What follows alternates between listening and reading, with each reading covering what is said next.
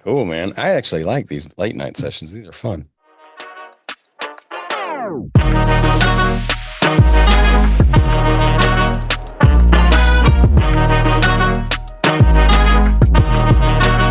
Welcome everybody to another episode of Ash to Ash. I'm Andrew. My friends call me Drew, but here's my main man, my main friend, Eric. We're going to pose the same question we always do. What are you having tonight? Bro, welcome, welcome. Thank you for the intro. This right here, Drew, is a who the heck knows special. So when you go to places like Tampa, Ybor City, it's a cigar mecca.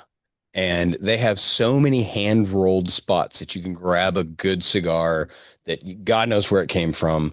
But it's one of those ones I've not tried yet. But I saw this little dark guy, this Robusto sitting around. I was like, let me grab a few of those. And today that's what I got. Awesome, awesome. Well, I hope it burns well. I We do too. talk What do you about got? cigars here, right? We intro our episode with the cigars that we have. We don't get paid. We aren't sponsored. We're just telling you what we smoke on a daily basis or weekly basis. This time I've got an Oliva Limited. This is a Saigon. Yeah. Sison, I'm sorry, Sison. Tyson. Yeah, Or Saigon. what? Saigon, yeah, right. That'd be a cooler name. Now we've done some things here before where we've done a puro where everything came from the same country, binder, filler, wrapper. This one is what's called a vintage, which means all the tobacco is from the same year. So the tobacco inside is from various places, but it's all from the same year. So this is the 2009. And honestly, Eric, this is a like a mail away type of thing. I don't really go after most mail aways, like exclusive cigars, but I get this from an Oliva sample pack. It was the V and O, a G, and they throw in one of these from time to time too. I've had it before because I've had a few Olivas. It's an okay stick, and the size is good for me. Right, it's about an hour for me to Okay. have this one. It That's doesn't dope. disappoint. I'm really looking forward to your input on this one because, of course, Oliva Serie V Melanio Maduro is by far my one of my favorites. I'm curious how that vintage. By the way, didn't know that vintage means that all the tobaccos come from the same year. I didn't know that. Yeah, this is going to be like the reason why Oliva has such a good reputation. They're hand rolled the same way every time. You're not going to get a bad stick. It's really rare for you to get anything that's not rolled correctly and properly. So even though this isn't like a cigar purist's favorite cigar because it is a blend of different things, Yeah, it's a very fine cigar that's made well that'll give you a good draw on it. that's cool. Well, I strategically picked this guy because you guys are gonna see if you get into cigars and you go places and you start seeing, especially Tampa, bro. Tampa's just off the hook with the availability of cigars are everywhere. The city has its own line of cigars. Um, Tampa Bay City Cigars, I think is that what it is? Tampa Bay Cigars. Now you haven't been to Tampa in a while though, so how long has that been in your humidor? Uh, 6 months, 8 months, Okay, something like that. I think Yeah, that's about right. I like that type of aging when it's a fresh hand rolled cigar in a store like that. I if for the sake of it, I'll smoke one while we're walking around in that city, of course. yeah. But the ones I want to try later, I put them back in the humidor, let them age for a little while. Well, I'll tell you, you got to be careful of these because I mean they're not, factory cigars. They're not perfect, right? Well, I had this one in my humidor with all the rest of my other cigars. They were fine, but I don't know, let's see if you can see this. Can you see that split on the side? Oh, yeah, yeah. So that's the wrapper that has split on it already, which means it got too dry. I don't know if it's just from the heat just now, but it doesn't take much to get the thinner wrapper to break like that. And what you'll notice is it'll draw air from that side now, and it might not get as full of pull. So I just kind of put my finger over it and just go with it. But it's a great smoking cigar so far. Good. Yeah, yeah. I won't mind having this type of a cigar. It's included in the Olivas, so it's going to be a good cigar all the way through. It will be consistent. It's me, medium to full, Yeah, probably more on the medium side of things. that's good. There's a few things on my list today that I wanted to talk to you about AI today. You good with that? Go for it. What you got? So I've been I've been playing with AI for about 2 years now and really got it to where I felt like I understood that, the most important thing is how to prompt, how to communicate to it, and used ChatGPT up until last month. And I killed my subscription this month and went to Claude. Have you tried that yet? No, no. Who makes that? Is that by a certain company? I don't know who makes it. Okay. I just know that for my uses, it Uh-huh. makes a much better communication that doesn't, like, if I'm using it for marketing, or if I'm looking for an answer, it speaks in a much less chat GPT way. Can you give an example of how you've applied it? So um yeah, I can. Let's do this. I'm gonna go back. I've got several I've got several topics, but all right, I'll just think off the top of my head. Um So, if I want topics for the podcast, and I want to talk about X amount of things in 30 minutes or less, and I say, I want a different approach to communicating, not just cigars, but like take all of my information and sort of weave it in with the cigar conversation that we're talking about, and it Hmm. extracts topics that are better than ChatGPT. ChatGPT is very, factual, and like, what's the best, what's the top 10 cigars less than $10, or which smokes the best. And then I go to Claude, which is CLAUDE, by the way, .ai, and it asks for things like, here, I'm going to pull it up. Vitolas. Does it really matter the size difference for what you smoke, Eric? Um, Interview master blenders and factory owner. Here's a few questions you can ask them. Things like that. And Do I'm you feel guessing, go ahead. it's more of a social application that you're using it for? Yeah, yeah, I do. I also I like lists of things. I like keep things going on my end. Like if I write it down, I'll just, like, this is today's piece of paper, right? Like everything that I do today is on this piece of paper, and I'll use it to stimulate thought for, I know that I've got to do a video for X, Y, and Z, and I may not communicate it clear enough.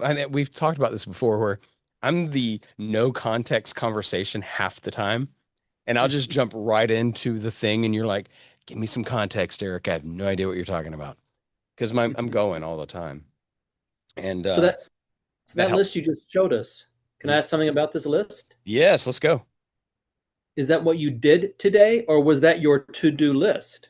That's kind of both. Like, for instance, if I know that I've got to talk to X and Y amount of people, these are the people I either talk to, got a hold of, and have an action inside of that, and then I'll transfer it to my database. Or I've got these items to accomplish before a certain time period. Because I'm a past real estate coach guy. So when you come to me, I have to have solution in place. Don't come to me in like a whiteboard session in my office. Like, I got to know what it is, and then we've got to have what it is I'm going to do for the top three things, and I have to be done by a certain time frame. And when you do that, um, if you spin it up in your head too quick, you might lose some of it, especially if you don't write it down. If I don't write it down, I won't remember half of this stuff. So that's what this is. And then I can use some of this information. I'll put it in Claude, and it consistently, like, I call it my Rosie the robot, because it's literally learning my ways on a daily basis. Nobody knows that reference anymore, man. Nobody knows what Rosie the robot is. Let's talk about Um, getting old, Drew. okay, so I felt like your list was really long, though. Will you do that's today's list? Yeah, this is just today's. This was Friday. So you're okay. So you have a list, and then you continually keep notes on it throughout the day too. Yeah. And then on Sundays, I'll go to my journal and go through the things that I want to get accomplished and what haven't accomplished from the week before, and it sometimes piles up. I feel like you're so much more in tune with your feelings than I am. I feel like that comes from somebody who can be emotionally secure in themselves to write down and journal.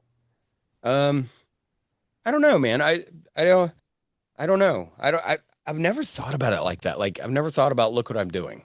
It's literally if I don't get this done, it won't get done. I just thought it was just like impressive that you're actually like keeping track of what you thought about and notes on this, and then you reflect on it at the end of the week. I don't know. You see that whiteboard right there? Yeah. I step out of the way. I don't know if it there's everything that needs to be done on that bike is on that board. And I'll literally line through all the items. And you weren't an engineer ever, were you? Huh? Never. No, no, No, no. I I could don't tell. know. Airplanes go fast. I don't know. Um, you said you're not a reader, right? That's right. I Man, started watching this. It's an Academy nominated movie called Amélie. It's from France, and it yeah. was subtitled. I knew it was subtitled going into it. I was like, all right, it's supposed to be a movie of note. I will watch it. You don't hear them talk. They don't talk. Like whenever they talk, they don't speak. Like that audio sensory is out of the movie. So they'll be like in the backyard with birds chirping, the wind blowing, and there won't be any talking, and it'll just be reading. It's driving me crazy, Eric. I've been trying to watch it for like 8 days. I can't No, get through it because burn all that, you do is read. You just read. burn that VHS tape. No. I, Um, yeah, there was reading is not my friend, but I'm trying. I'm trying to mature into it. no, yeah, it took a while for me too. I mean, I read like one book in high school, and I think we gone over this, but all of a sudden I turned 38 and turned, oh, actually, no, it was before that. It was like 35. And I turned into this like, I didn't realize how much was out there. I'll be honest with you. I just didn't know. And there's so many people that don't follow the orthodox path that the world follows, and that intrigues me. That really intrigues me. And I guess I do read. I just don't read books. Like I want to, like if I don't I'm care going to what. go research something, I'll Yeah. take the dive. I'll go all the way down. I'll follow the rabbit hole to the other side of the planet. But I'm only reading like short spurts. I'm reading this book with my assistant right now because I asked her like, "Hey, let's do a reading thing together." And we actually read one book together. It was very good. But we're on our second book, and like every page, my mind is just it's over there, like it's gone. Like two paragraphs in, it's just I'm just not there. But I'll tell it's an you, exercise. I'm going to make you feel better about yourself. That's what I do. You're welcome. Um, I do the same thing. I have to read the same sentence like three times, and then I realize I wasn't comprehending it and go back into it. And it does. It takes me a while to read a book, but I think part of it is a little ADD going on, maybe. I, you know what I've noticed lately? A lot of adults our age are like coming into the idea that maybe ADD has come into their life somehow.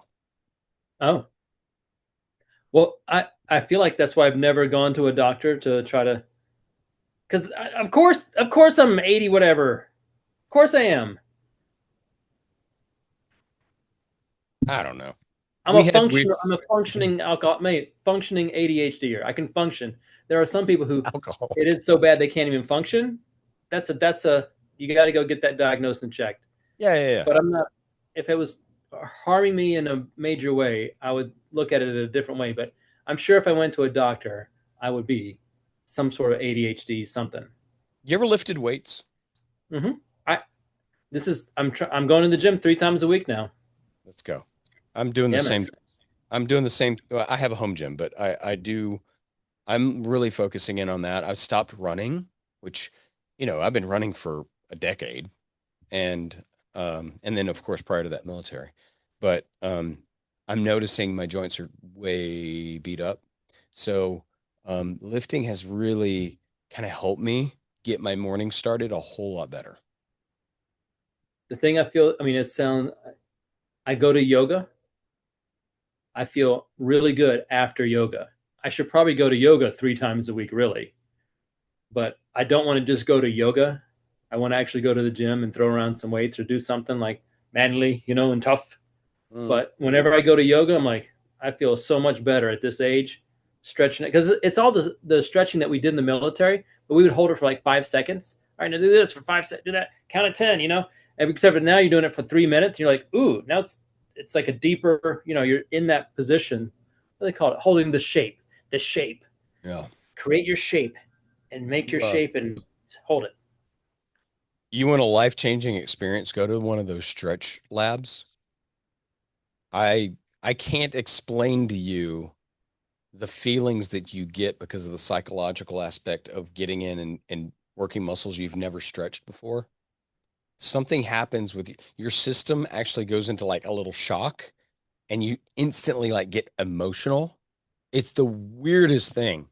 I sat on the edge of this bench after getting stretched for the first time, I don't know, last year.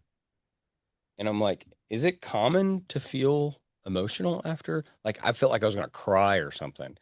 And the lady that was helping me, she's like, yeah, I get that all the time. She goes, something happens in your system that makes you feel extremely vulnerable when you get up.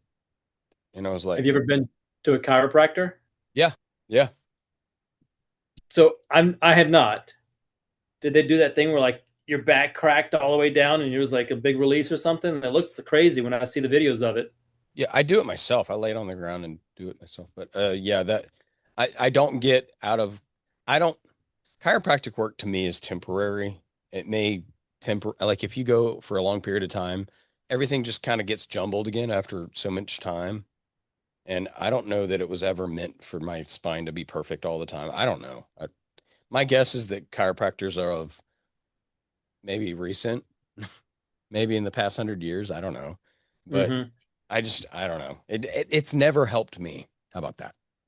What the needling thing? You ever done that? Okay, Where they put- okay, dude, that is some crazy, crazy stuff. My wife does that, and She I went to does. one of her appointments the other day, and the doctor pulls out this needle, and it's big, dude. It's not small. And she goes, okay, you got a knot right here. Are you ready? She goes, yeah. And she's like, wonk, right into her thigh. And I was like, what in the hell? And the doctor's like, you can be okay. And I'm like, yeah, I'm fine. That's crazy. And I don't know. My wife gets up and she's like, oh my God, that feels so much better. And I'm like, mm-mm, no, no. In my mind, I'm always equating women to like cars. Like a woman will know when she's off somehow. Like we'll just tough it out. Yeah, We'll ignore it. yeah. We'll just work through it and be in pain all the time. Um, but like if they're off and they don't get their servicing done, they won't perform very well. So they just have to be, they just have to go get things stabbed and stretched and cracked, and they're fine. I just feel like they're always maintaining themselves in a much higher place than we are. I agree with that. I was watching her getting stretched the other day, and like she is, I don't know if like different people are way more limber than I am. Because if you look at me, that's it. That's what you get right there. Like there's no more bending than that. I'm so I'm tight like a tiger. That's what I am. I love it. That should be our opening clip for this episode. I'm tight like a tiger. Dude, Yeah, this thing is great. This thing is so good, dope. I love this thing. good. Um, Maduro Is it still leaf. is it still drawing well halfway through it? It is even with the split, bro. Like, Good. you know, it's a honey badger of cigars. So I'm gonna show you the layering of the ash on my cigar if we can see it. So Oh it's so yeah. detailed because they wound it so much tighter in the I love proper that. way. I Yeah. love See that. this. I mean, it's taken me forever just to get to here. So This how is an does hour cigar. so this is your second or third for the day? This is my second. Yeah, I was busy today too. Um, how does that compare to what you smoked earlier? This is like there's nothing that stands out, Eric. It's just a cigar, and it's fine and it's great. And this is I'll take it every day. But I do like something that has some sort of a characteristic in it Yeah, that I can identify. yeah, I agree. Um, man, this thing is smoky too. Man, I'm glad I grabbed a couple of them. Yeah, you got to buy two or three. Have one there, bring the rest of them home, try them out in a few months. Dude, I have family that lives in St. Pete, and I love going there. I really love going there. I ride with a motorcycle club called Fourth Watch, and they've got a group that's there in Tampa. And so I can get there and like be treated with both real family and motorcycle family. And it is just a really good time when you have community like that and you don't get to see the guys but maybe once a year. And it's a quick flight. It's like 2 hours to Tampa from DFW and just easy. I love Is that the one place. thing I miss here, man. I miss the water. Oh, There's just no yeah. water. I think Texas would be amazing with water. The Gulf of America doesn't count. Well, I mean, it's kind of like the unique part of us because every other city that's on water can't grow. That's why the real estate is so expensive in Tampa and uh, Fort Lauderdale, Miami, New York City, like all these big cities on the water where the boats would navigate to, in the 1800s, 1900s, they can't grow. Here, we can just keep going. Yeah. Yeah. Yeah, I'm with you. Um, I love I it's weird because I'm hoping the cigar stuff sticks around for a little bit. Um, I'm sure that through all of the tobacco censorship over 20 years, that's had an impact on cigars. But I don't know. There's something happening with my life, particularly, that's like I don't have to be. I'm not. I'm not worried about the alcohol. I'm not worried about any, like, it's just something that we can bring people, like, people get in the car and physically drive to my events that I do here. And they would have never done that with alcohol or anything else that I can think of. Can you think of anything else that's like this? Dude, if you sat around for 4 hours eating for 4 hours, you'd feel disgusting afterwards. You know, we Maybe can that's hang the out, intro. have a couple of drinks, have a Look, stick or two. look at that Yeah, ash, bro. Look at that it's the right ash. way to go. Exactly, Look at exactly. that ash. Oh, and just in case, so like I don't know if you've ever followed this part of tobacco, but this had to go to court, like federal court, to be protected. They argued about it being a skilled, what do they call it? A skilled profession Sure. rather than being lumped into cigarettes. Because in cigarettes, they have it, they want to ban it by 2030, like totally out of it. And this was lumped in there in the beginning, and now it's not. So I feel like it has legs. It should be lasting. Yeah, and it definitely shouldn't be lumped in to a cigarette. Do you have a favorite humidor in the world?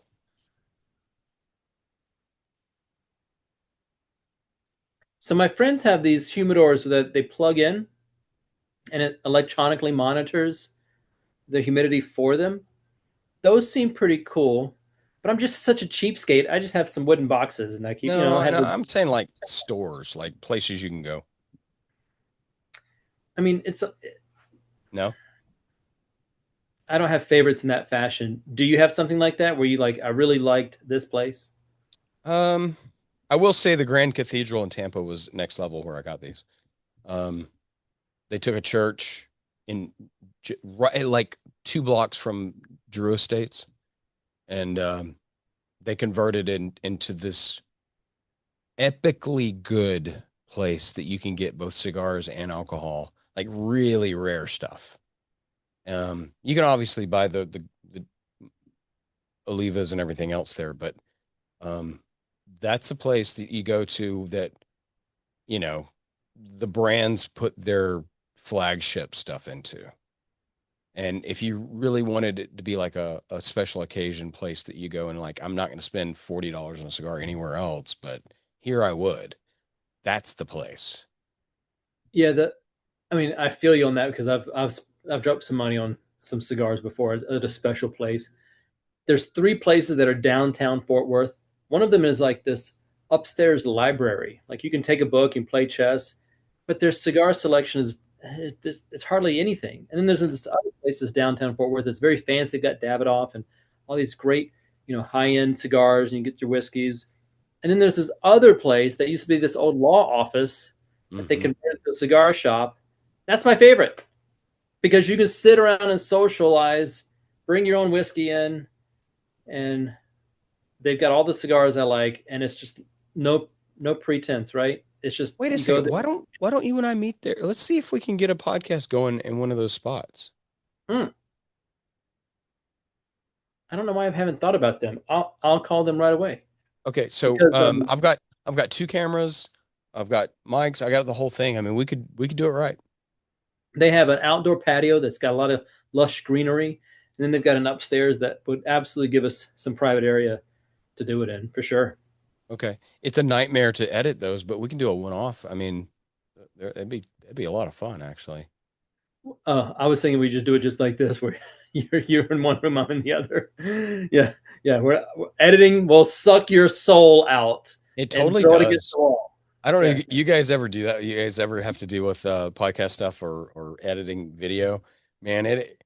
So I'm of course I'm the cheapskate. I tried buying things like Sony Vegas and all these studio things, and I'm just either too dense to figure it out or what. But I've been using DaVinci to edit my stuff for years now, and it is flawless. It is so, and it's good. free. It's free. People get college degrees in editing, Eric. College diplomas. That's Well, how that's how crazy it gets I with these have a editors. problem nerding out on certain things in life, and that was one of them for a while. Learning like the palettes and all the things the oh my God, like yeah, I'm not even gonna get into it and bore the crap out of you guys, but it was so incredibly deep, and I was like, I don't no, Yeah, I feel. I mean, there's still a space for that, but now it's just get content out. Content. Make as much content as you can.